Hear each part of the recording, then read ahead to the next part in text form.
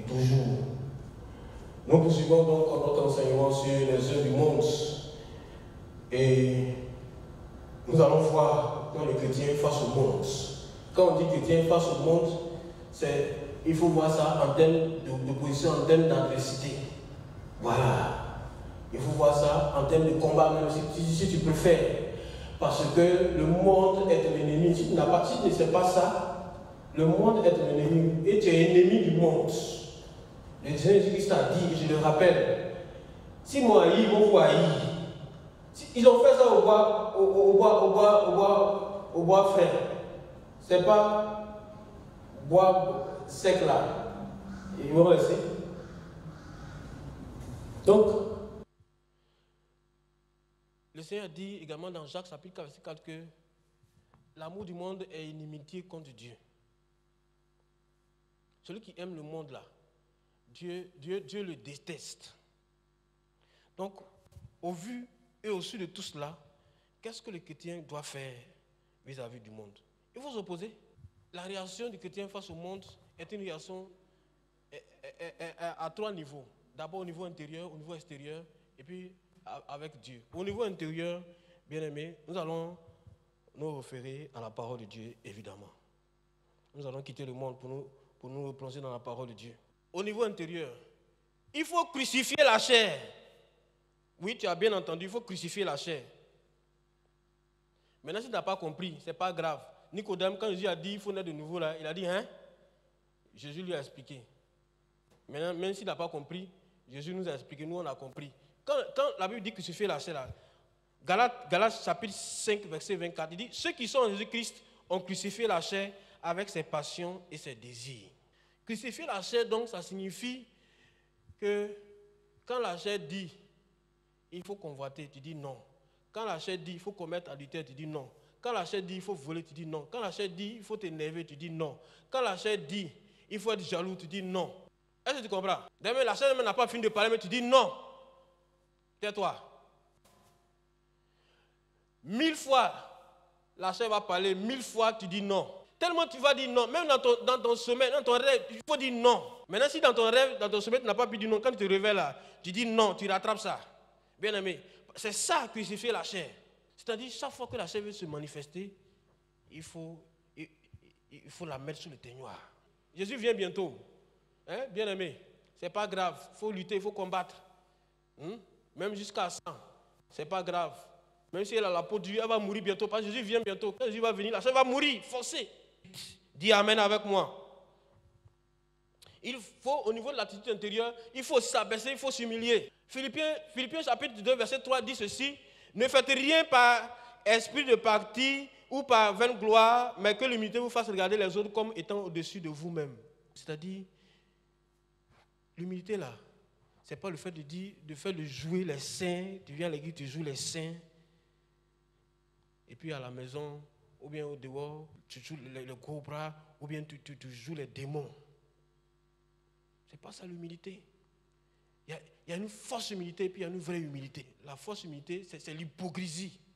Quand tu fais le contraire de ce que tu es, de ce que tu vis, de ce que tu penses, on appelle ça l'hypocrisie ou bien la fausse humilité. Donc, il faut regarder les autres comme étant au-dessus de soi-même. Ça là, si tu n'es pas en Christ, tu ne peux pas être. Aujourd'hui, tout le monde a tendance à s'élever. Tout le monde a tendance à être en haut. Tout le monde a tendance à voler comme l'aigle. Tout le monde a tendance à être vraiment supérieur, à être en haut et non en bas, etc., etc. Or, si tu as bien lu ce verset, il dit, c'est le Seigneur qui élève les gens.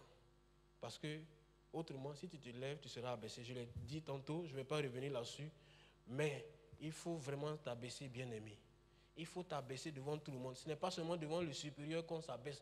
Devant tout le monde, tu dois respecter tout le monde. Tu dois respecter la vie humaine. Ne mets rien d'impur devant tes yeux. Psaume 101, verset 3. Je ne mettrai rien d'impur devant mes yeux. Je hais la conduite des pécheurs. Elle ne s'attachera pas à moi. Ne mettez rien d'impur devant vos yeux. Bien aimé, on a le choix. Tu as le choix de ne pas regarder tout. Quand tu vas faire un abonnement pour, comment on appelle les chaînes là, il y a tout dessus.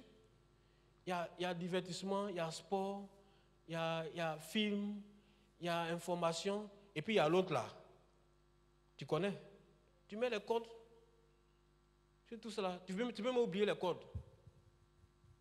Moi-même, code que j'ai mis sur ma chaîne, là, j'ai oublié, je ne connais même plus. Et tant mieux, parce que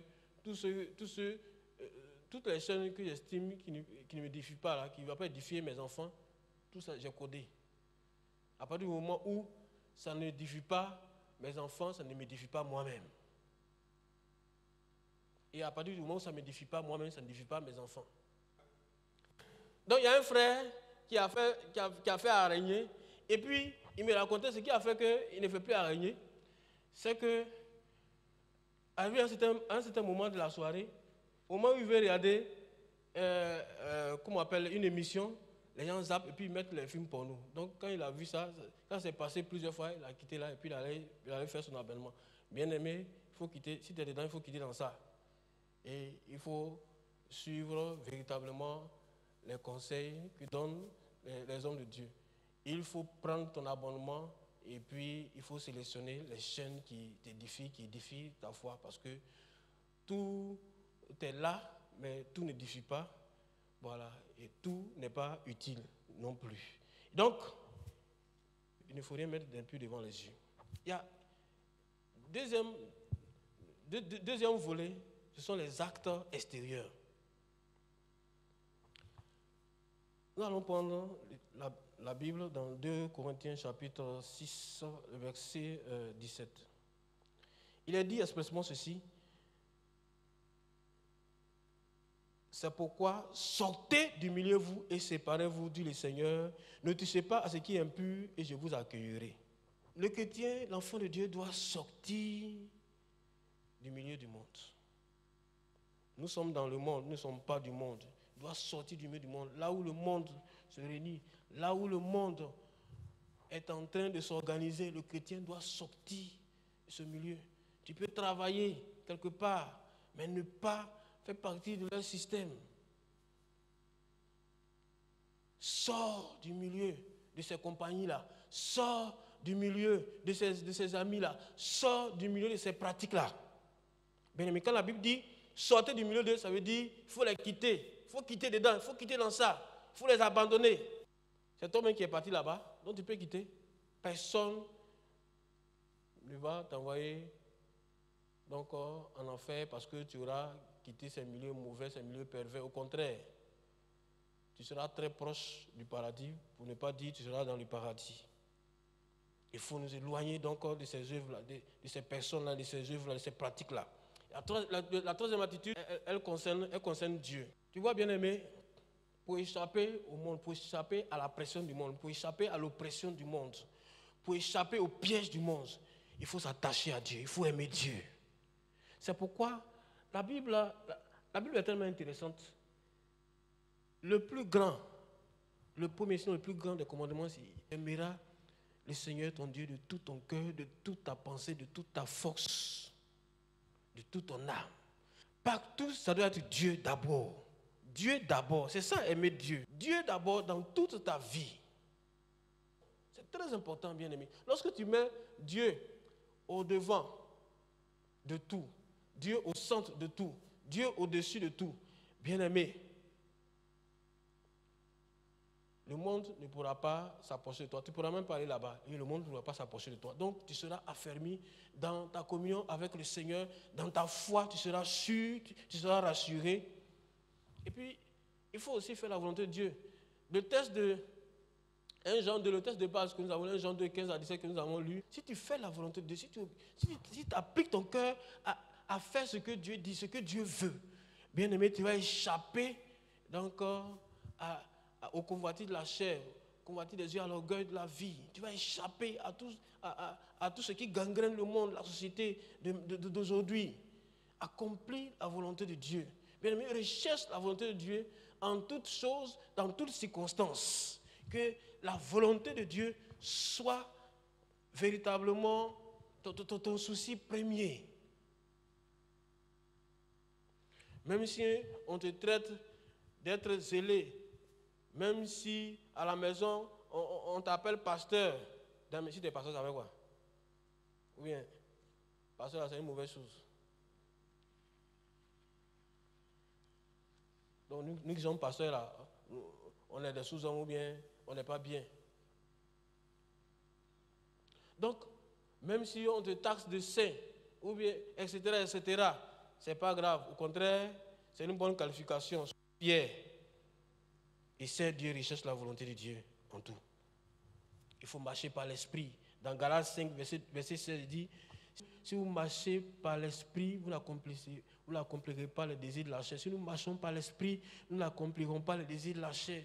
Marcher par l'esprit, se laisser guider par le Saint-Esprit, vivre par l'esprit, recevoir l'instruction du Saint-Esprit, honorer le Seigneur au travers de l'esprit. Bien-aimé, être véritablement sous l'emprise du Saint-Esprit. Comme je me plais à le dire, il y a possession et puis il y a possession. Bien-aimé, un être humain, il est possédé. Tout homme est possédé. Mais ça dépend de quelle possession. Soit tu es possédé par un esprit impur, soit tu es possédé par le Saint-Esprit. Ma prière pour toi, c'est qu'il soit possédé par le Saint-Esprit. Parce que si tu es possédé par le Saint-Esprit, tu es bien. Ça, c'est une bonne possession. Voilà. Sois possédé par le Saint-Esprit. Mais si tu es possédé par l'esprit du monde, sois délivré automatiquement au nom de Jésus. Bien-aimé, le monde est mauvais, incroyablement mauvais. Comme nous l'avons vu dans l'enseignement précédent. Mais le monde dans lequel nous vivons est aussi la scène que Dieu a préparée pour manifester son amour et pour sauver l'humanité. C'est pourquoi, même si le monde est mauvais, nous ne devons pas nous décourager, persévérer dans notre foi. Mais en persévérant dans notre foi, en marchant donc vers le but, n'oublions pas ceux qui sont encore dans le monde. N'oublie pas tes parents, n'oublie pas les autres que Dieu aime, qu'il a fait à ton image et vers qui il t'envoie en mission. Si le monde est mauvais, les hommes qui l'animent ont besoin de Christ. Même l'homme le plus cruel du monde a besoin du Seigneur. Saul de Tarse avait besoin du Seigneur. Dieu aimait Saul de Tarse, le grand criminel, lui qui a tué et qui a participé à la mort de beaucoup de disciples et d'apôtres. Dieu l'aimait et Dieu avait un plan pour lui. Tous ceux qui sont dans le monde, Dieu les aime, il a un plan de salut pour eux. Aimons, non pas le monde, mais aimons Dieu et aimons sauver les gens qui sont dans le monde, que nous brûlons véritablement d'un désir ardent de communiquer donc au monde la vie de Christ, l'amour de Christ, le salut de Christ. N'aimons pas le monde, ni les choses qui sont dans le monde. Bien-aimé, ma conclusion, je vais te la laisser en chanson. Et cette chanson, tu la connais, même si elle ne date pas d'aujourd'hui. La vie est belle, le temps est bien beau, mais bientôt le monde va passer. La vie est belle, le temps est bien beau, mais bientôt le monde va passer.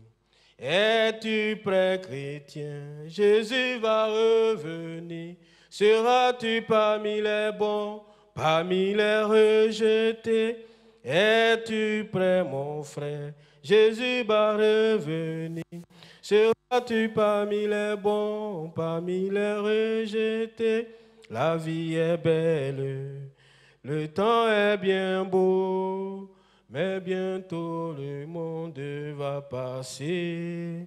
La vie est belle, le temps est bien beau, mais bientôt le monde va passer. Est-ce que tu peux reprendre avec moi? On reprend, bien-aimé. La vie est belle, mais cette fois-ci, c'est le monde. Le monde est bien beau, Mais bientôt le monde va passer. La vie est belle, le monde est bien beau. Mais bientôt ce monde va passer. Es-tu prêt, ma soeur? Jésus va revenir. Seras-tu parmi les bons, parmi les rejetés? Es-tu prêt, chrétien? Jésus va revenir.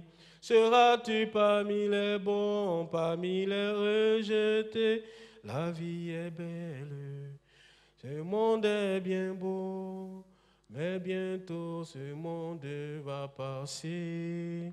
La vie est belle, ce monde est bien beau, mais bientôt ce monde va passer. Bien-aimé, une chose est sûre, sinon deux choses sont sûres, sinon même trois. La vie est belle, ça c'est sûr. Le monde est beau, ça c'est évident. Mais ce monde va passer, c'est encore très sûr. Et la quatrième évidence, en fait il y en a quatre, c'est que si tu es en Christ, tu ne passeras jamais, tu vas vivre éternellement. Non seulement tu vivras sur cette terre dans l'épanouissement, dans la joie, avec les épreuves certes, mais dans le bonheur promis par le Seigneur, mais tu vivras éternellement dans la félicité éternelle dans le royaume de Dieu qui ne passera jamais. Sois prêt, sois prête, et que le monde ne te ravisse ta place qui est déjà assurée et garantie par Jésus-Christ, qui revient bientôt pour te prendre pour être avec lui dans son royaume pour toujours. Que Dieu confirme tout ce que tu viens d'entendre, tout ce que tu viens de recevoir. Que l'Esprit de Dieu marche avec toi, que tu marches avec l'Esprit de Dieu.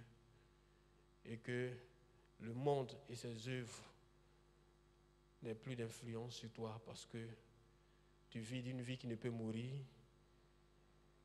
Tu vis sur la terre, mais tu es un citoyen du royaume des cieux. Que Dieu te bénisse et te garde. Amen.